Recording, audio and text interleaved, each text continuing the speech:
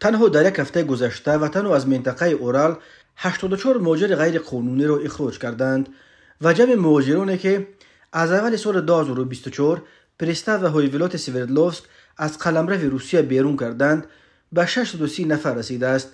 در این باره روز 15 اپریل سال 2024 تلگرام کانال سرریاست خدمات فدرالی پرستاو و هایولات سوردلوفسک خبر داد شهروندان تاجیکستان، ازبکستان و قرقیزستان در ولایت سوردلوفسک غیر قانونی به سر می بردند. آنها برای مردکاری آمده بودند ولی بود و باششان در قلمرو فدراسیون روسیه غیر قانونی بود.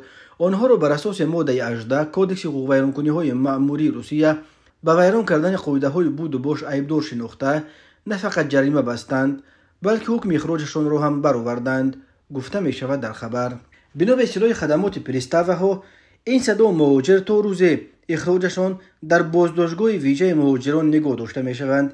پرستاوها آنها را تا خط مرز گسیل کرده به دست مرزبانان سپاریدند. ولایت سوردلوفسک در برابر شهر و ولایت مسکو، شهر پتربورگ، ولایت لنینگراد، ولایت‌های سمر و سرات و چلیابینسک و جمهوری‌های تاتارستان و باشقردستان یکی از سمت‌های عمده سفر مهاجران کاری آسیای مرکزی به روسیه شمرده می شود.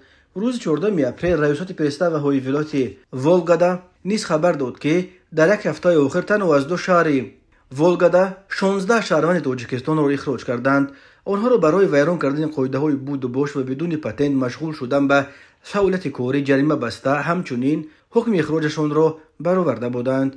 گفته می شود که پرستاوها این 16 مهاجر غیر قانونی را تا شهر مسکو برده در فرودگاه به دست مرزبانان سپاریدند.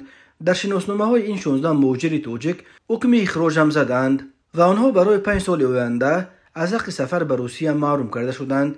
ریاست پرستاوهای ولایت ولگادا همچنین خبر داد که از اول سال از این ولایت علاقه 110 مهاجر را برای ویران کردن قاعده‌های مهاجرت اخراج کردند. فشارها به مهاجران، رید و بازداشت‌ها و حالت‌های اخراج آنها از روسیه در پی حمله خونین روز 22 مارس سال 2024 در تالار کنسرت‌های کروکوس سیتی هال در شهر کراسنogorsk در کنار مسکو که دست کم 145 کشته به جا گذاشت بالا رفته است.